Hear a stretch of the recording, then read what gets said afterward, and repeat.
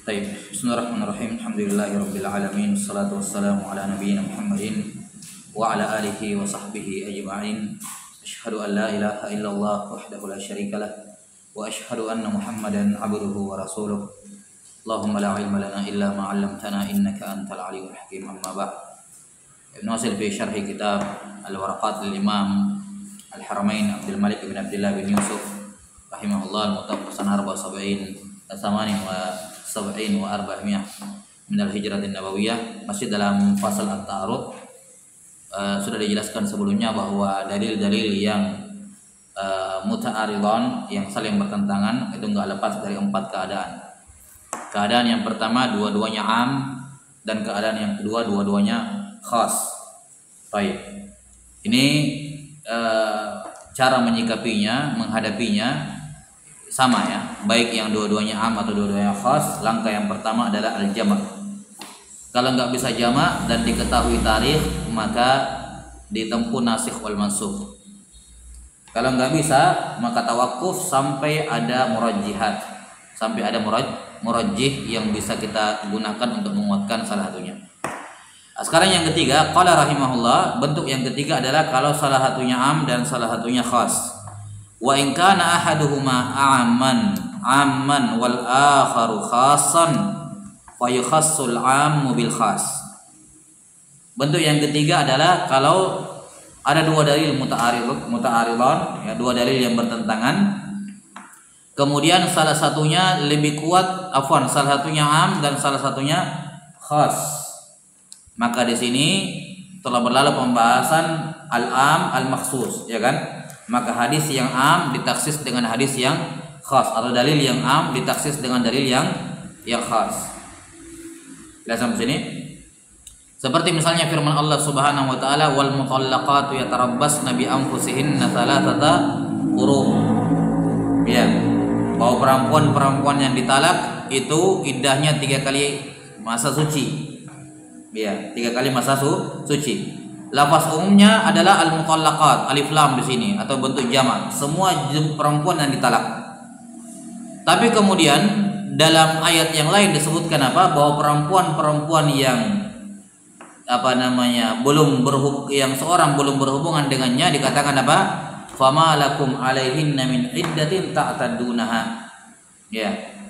Maka tidak ada iddah bagi perempuan-perempuan yang ditalak dalam keadaan belum berhubungan dengannya. Ya, tidak ada iddahnya, hanya istibra' saja. Ya.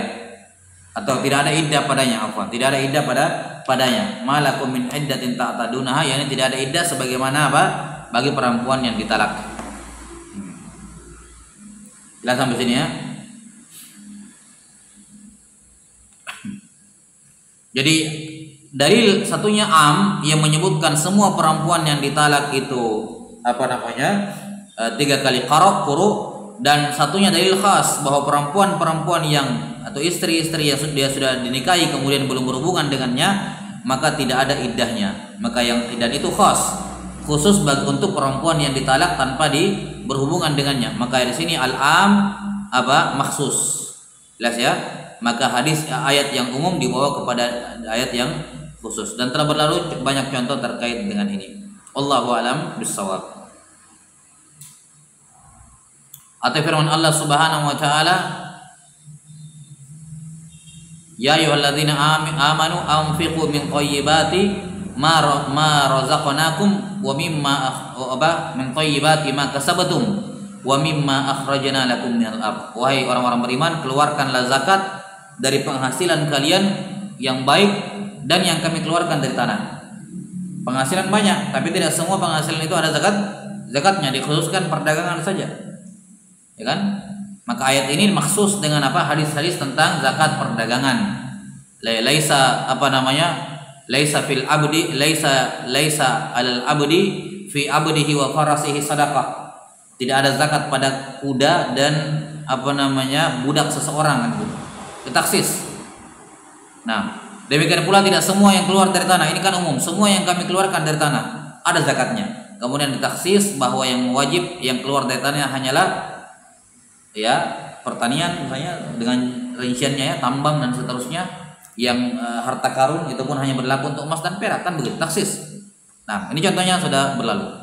Nah, jenis yang terakhir yang keempat, ini yang sedikit pelik ya, yaitu kalau kedua dalil satunya masing-masing memiliki wajah am dan wajah khas. Jadi ada dua hadis yang bertentangan atau dua dalil yang bertentangan. Dalil yang pertama ada sisi keumuman, ada sisi khas. Dalil yang kedua juga ada dalil am, ada dalil khas. Nah, maka cara menyikapinya kata al-musannif rahimahullah, kata beliau rahimahullahu taala, wa in kana ahaduhuma amman min wajh wa khassan min wajh fayukhassu umumu kulli wahidin minhuma bi khususil akhar. Paham ya? Jadi di sini dalil pertama. Di sini dalil kedua. Dalam dalil pertama ada sisi am, ada lafaz am, ada lafaz khas. Di sini juga ada lafaz am, ya. Ada lafaz am dan ada lafaz khas. Nah, maka kaidahnya amnya ini ditaksis oleh ini dan amnya ini ditaksis oleh khasnya yang satu. Karena kaidah asalnya yang am mahmul alal khas, yani am maksus, kan begitu. Jadi ketika masing-masing dalil ada umumnya ada khususnya, maka yang amnya ini dibawa kepada khususnya yang itu, amnya yang ini dibawa kepada khasnya yang itu. Paham ya? Itu maksud kalimat penulis rahimahullah, wa in kana ahaduhuma amman min wajh wa khassan min wajh fa yukhassu umumu kulli wahidin minhuma bi khususil akhar. Baik.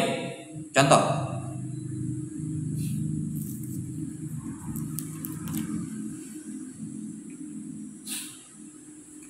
Hadis yang melarang salat di 5 waktu itu, 5 waktu terlarang. Baik, saya kita ambil salah satunya.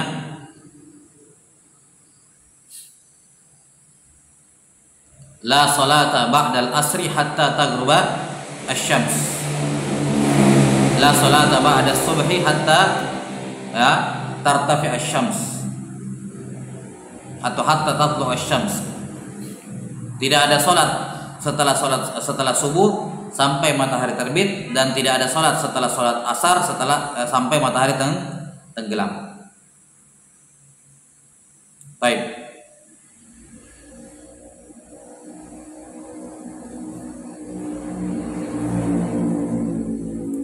Mana umum mana khusus di sini? Nah, yang mana yang umum mana khusus? Paham? Lima-limanya lah. Kan lima-limanya ada hadis yang menyatakan apa? Dilarang sholat pada 5 waktu tersebut. Kan begitu? Mana am, mana khas di sini? Itu ambil satu hadis saja yang tadi. La sholata ba'dal asar hatta taghruba syams. Enggak ada sholat setelah asar sampai tenggelam matahari. Mana am? Mana khas? Hah? Iya, kenapa? Kenapa am? Ya, nakira. Sudah pelajari al-siyaqul am. Itu gunanya itu kemarin dipelajari bentuk-bentuk am. Cari yang mana bentuk am di sini. Baik, salat pada la nafil jenis, ya kan? Penafian. Berarti di sini yang am apa? Salat. Semua jenis salat dilarang setelah asar sampai tenggelam matahari. Semua salat. Apa khasnya? Apa khasnya? Mana khasnya di sini? Hah? Iya, waktunya. Habis asar sampai, larangannya berlaku kapan? Habis salat asar sampai tenggelam matahari, itu khas, ya kan? Kalau kita mau bahas semuanya secara umum waktu terlarangnya, kita bilang semua hadis-hadis yang menyebut waktu terlarang itu am dari sisi salatnya, tapi khas dari sisi waktunya. Kan larangnya tidak berlaku setiap saat kan, hanya waktu tertentu kan, berarti itu khas. Paham nggak? Ya. Yang dilarang adalah salatnya. Disebut salat apa? Beliau tidak sebut, umum semuanya. Tapi larangan ini apakah berlaku setiap saat? Enggak, hanya 5 waktu ini. Berarti 5 waktu ini khas. Paham ya? Dengan dalil-dalil idza dakhala ahadukumul masjid ya falyarka rak'atain. Ya, hadis-hadis tentang siapa yang masuk masjid salat tahiyatul masjid, habis wudu salat sunnah wudu. Taib, mana am mana khas di situ? Mana am mana khas?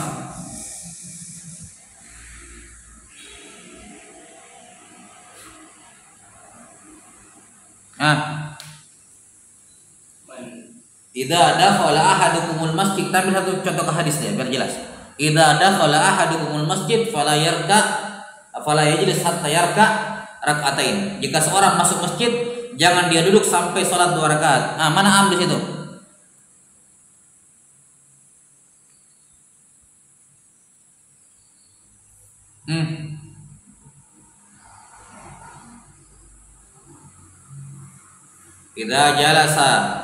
Idza dakhala ahadukumul masjid fala yajlis hatta yarka rak'atain. Mana yang am?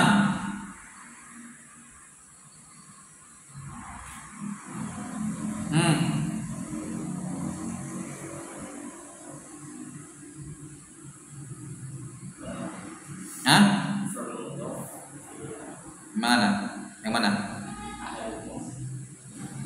Ahadukum itu keumumannya orangnya, laki-laki perempuan. Itu tidak dibicarakan di sini. Bukan itu yang dibahas. Dan ini juga penting mencari keumuman yang dibahas. Itu kan ini kan bukan masalah laki-laki perempuan. Mana di situ laki-laki perempuan, mukallaf, anak kecil gitu. Bukan itu yang dibahas di sini.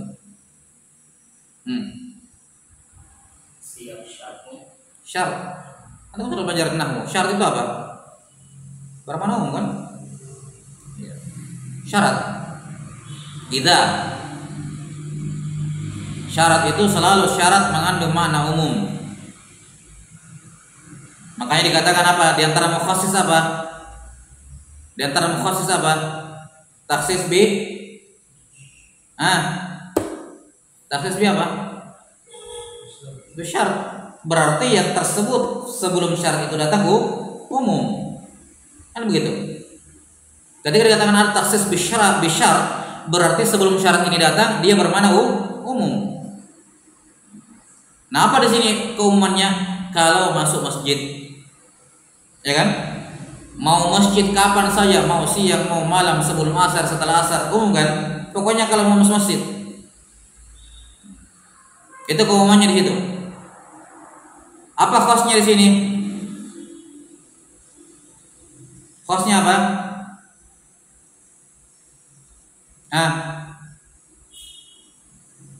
Apa khasnya?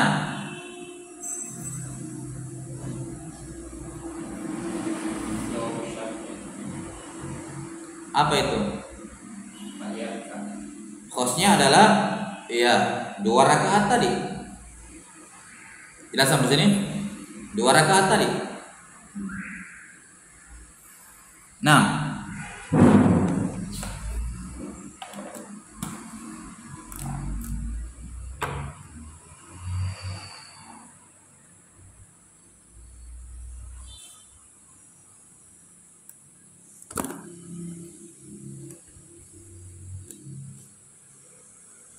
Taib. Nah, kalau kita lihat ini dari pertama tentang apa? Apa tadi? Hadis larangan di waktu terlarang. Salat di waktu terlarang. Yang kedua tentang tahiyatul masjid. Taib. Yang mana am? Yang pertama, yang larangan. Apa tadi amnya? Apa tadi amnya? Semua salat. Umum as-salat. Semua sholat terlarang. Yang kedua khasnya apa? Ba'da al-asar, itu ya, sebagai wakil dari waktu lain. Waktu asar sampai tenggelam matahari. Ba'da al-asar. Baik. Ini amnya khasnya. Yang kedua tahiyatul masjid, mana amnya?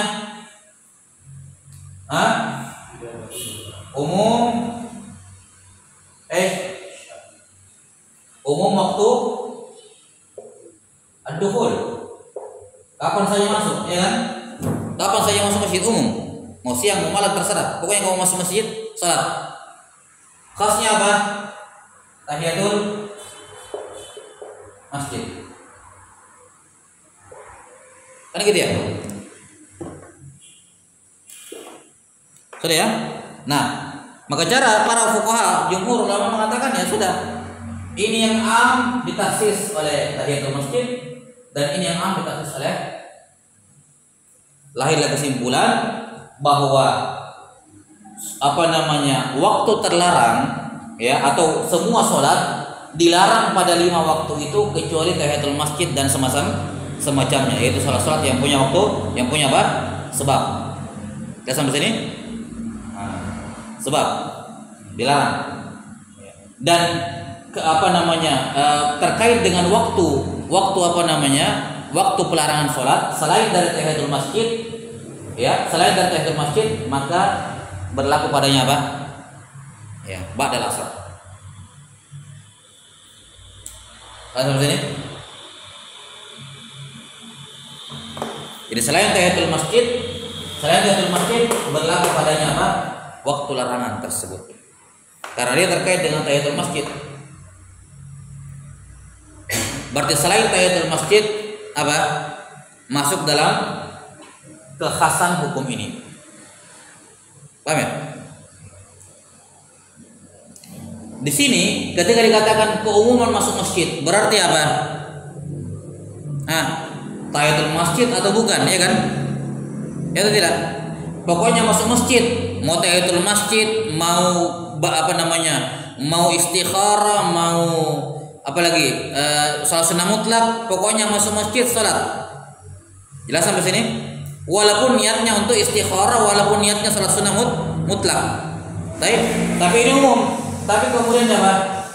Ditaksis bahwa khusus untuk habis asar, habis ini, habis itu, waktu terlarang itu, maka larangannya apa?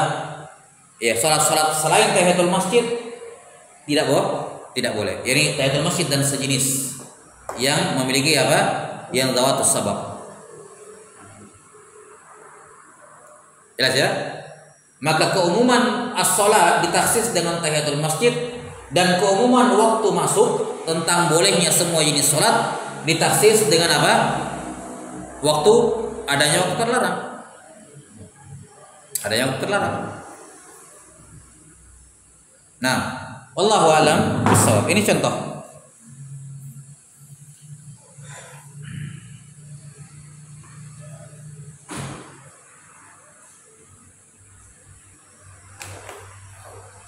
Sudah ya?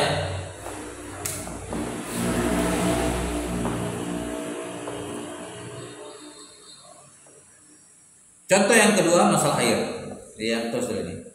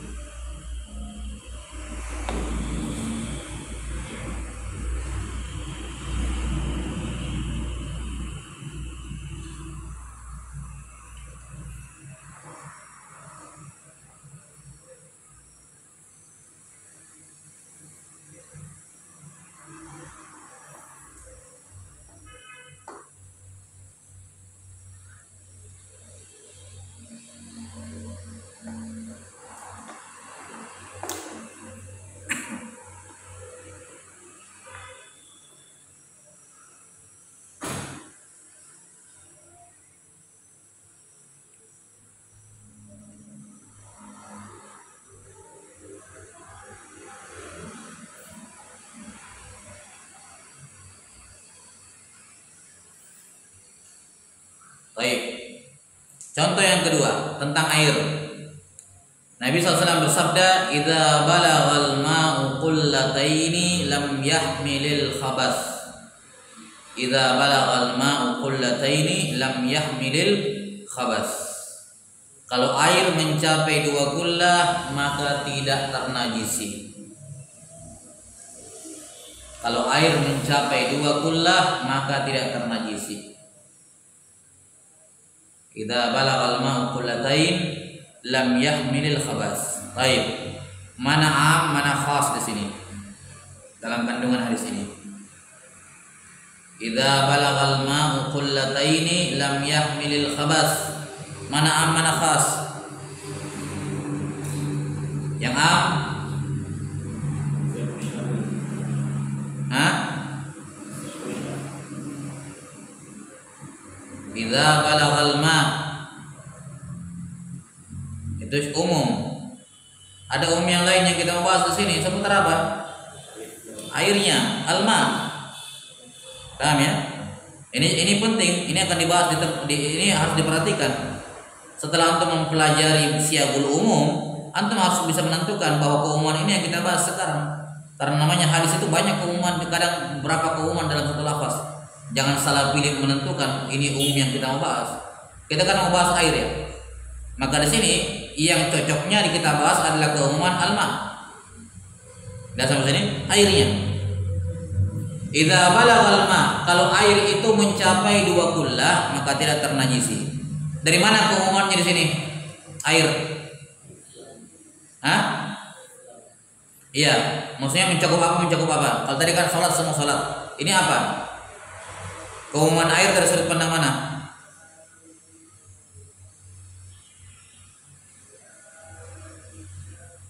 Hah? Hah?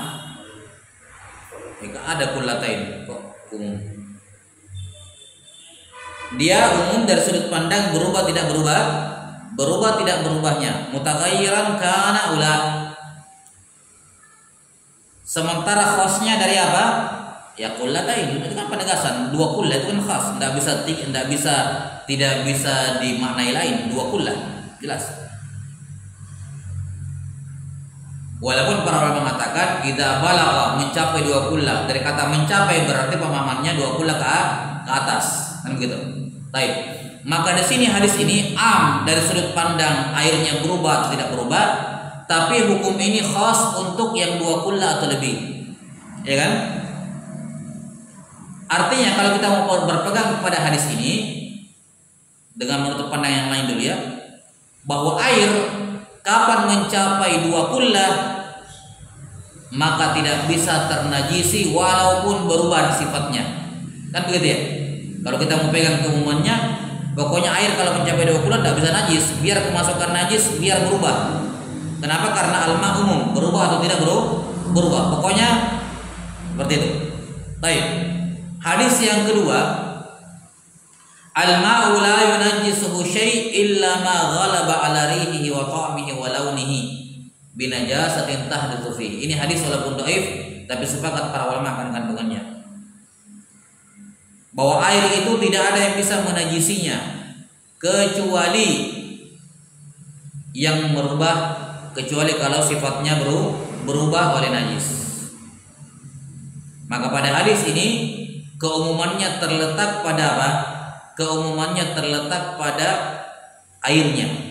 Al-ma'u la yunajjis syai'. Air itu tidak ada yang bisa menajisinya. Yani 2 kullah atau kurang atau lebih. Umum. Jelas ya? Mencakup 2 kullah atau kurang atau lebih. Pokoknya air tidak ada yang bisa menajisinya. Kemudian dikatakan apa? Kecuali kalau berubah. Jadi khasnya adalah apa? Al-mutaghayyir, air yang berubah. Itu khasnya di sini.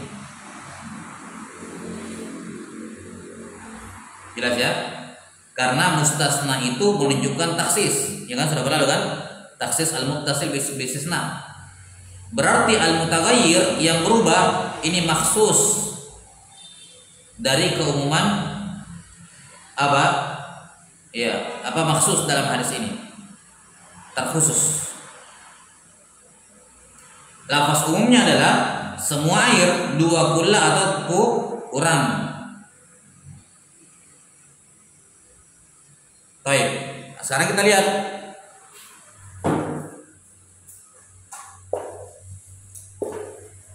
hadis yang pertama. Apa tadi? Idza balagal ma'u qullatain lam yahmil khabas. Mana umumnya? Idza balagal al-ma air berubah maupun tidak berubah. Yakni ya, kemudian khasnya apa? Al-qullatain, al-qullatan. Yani 2 kullah atau lebih. Hadis yang kedua, innal ma' la yunajjisu syai'. Mana yang umum? Al-ma'. Mana khusus? Al-mutaghayyir. Udah. Jadi pemahamannya gimana? Para ulama mengatakan bahwa air kalau mencapai 2 kullah nanti najis kalau berubah. Jelas ya? Tidak semua air, ya, tidak semua air yang di bawah 2 kullah atau di atas 2 kullah. Keumuman air ini dibatasi oleh kullatan. yakni hukum ini berlaku untuk air yang 20 kullah. Kemudian keumuman air ini berubah atau tidak berubah ditaksis dengan yang berubah. Jadi perhatikan perbedaan umumnya. Kalau di sini umumnya mencakup apa? Umumnya mencakup apa? Al mutaghayyir sama ghairu mutaghayyir. Perhatikan sifat umumnya kan. Sementara di sini keumumannya apa? Al-qullatan dan dunahuma. Dan di bawahnya. Perhatikan jenis keumumannya. Berbeda kan? Nah, di sini mencakup mutaghayyir sama mutaghayyir ditaksis dengan yang mutaghayyir. Di sini umumnya kullatan dan 2 kullah ditaksis dengan yang 2 kullah atau lebih. Berarti air yang najis adalah, perhatikan, air yang najis adalah air yang kalau mencapai 2 kullah dia ternajisi kalau berubah. Paham ya? Salah satu air najis adalah air yang kalau dia mencapai 2 kullah atau lebih dia berubah pada najis, maka dia pun najis. Iya, Allahu a'lam bissawab.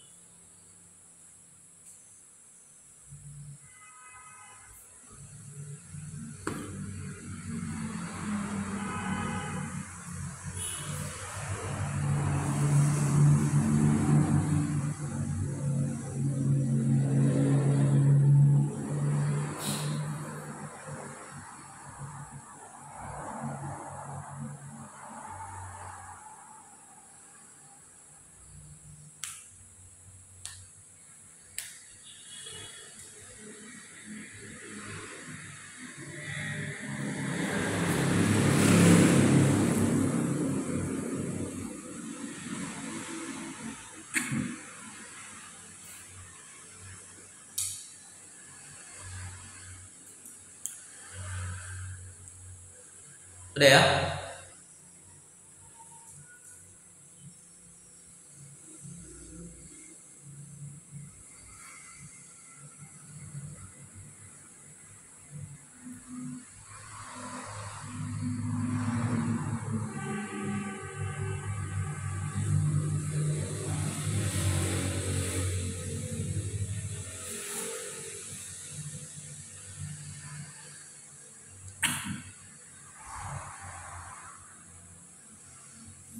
Kalau yang tadi yang pertama jelas ya, sama kan? Ya, ya keumuman sholat yang terlarang dikhususkan dengan tahiyatul masjid. Berarti apa yang tertinggal? Yang tertinggal pada keumuman apa? Semua sholat dilarang, kemudian dikecualikan tahiyatul masjid. Berarti tahiyatul masjid boleh nggak? Boleh. Berarti apa yang tersisa di keumuman ini? Sholat selain tahiyatul masjid. Baik. Apa kabar sholat selain tahiyatul masjid semuanya boleh pada waktu kapanpun? Enggak, keumuman ini ditaksis dengan waktu terlarang. Berarti lahir kesimpulan apa? Salat selain tahiyatul masjid tidak boleh pada waktu pada waktu terlarang. Paham ya?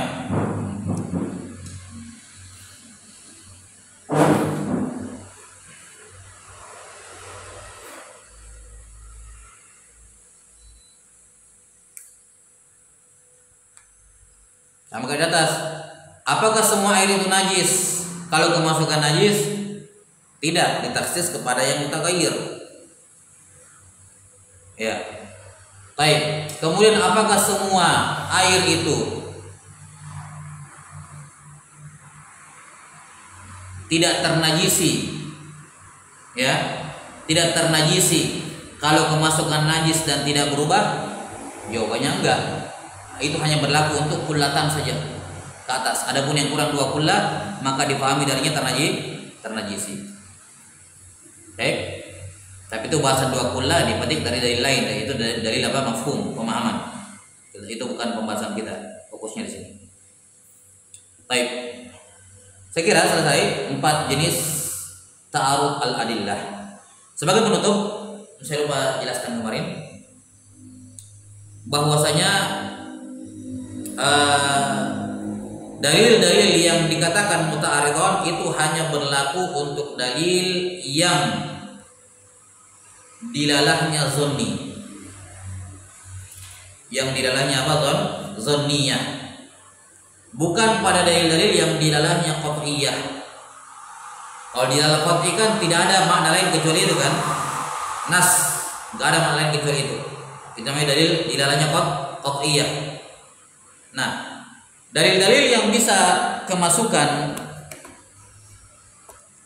apa? Dalil-dalil yang bisa terjadi padanya at-ta'arud itu hanyalah pada dalil-dalil yang dilalahnya dhanniyah. Kenapa? Karena mustahil ada hadis yang dilalahnya sama-sama qat'iyah kemudian bertentangan. Itu mustahil, tidak mungkin. Baik. Kenapa bisa terjadi ta'arud? Karena satu orang memahami kayak gini, yang lainnya memahami kayak gitu. Berarti kan dilalahnya zonniyah. Karena bisa 2-3 pemahaman darinya. Seandainya qat'iyah, maka tidak akan mungkin ada perbedaan pandangan. Jelas sampai sini? Baik. Di khulasanya bahwa masalah ini an-nutqu di sini terbatas pada dalil-dalil zon atau dalil-dalil yang dilalahnya zonniyah. Paham? Walaupun dalilnya qat'i. Kayak Al-Qur'an. Al-Qur'an kan qat'i. Dari sisi apanya? Dalilnya, tapi dilalahnya apa? Bisa jadi zonniyah. Paham? Nah, wallahu a'lam bishawab. Sallallahu alaihi wa sallam.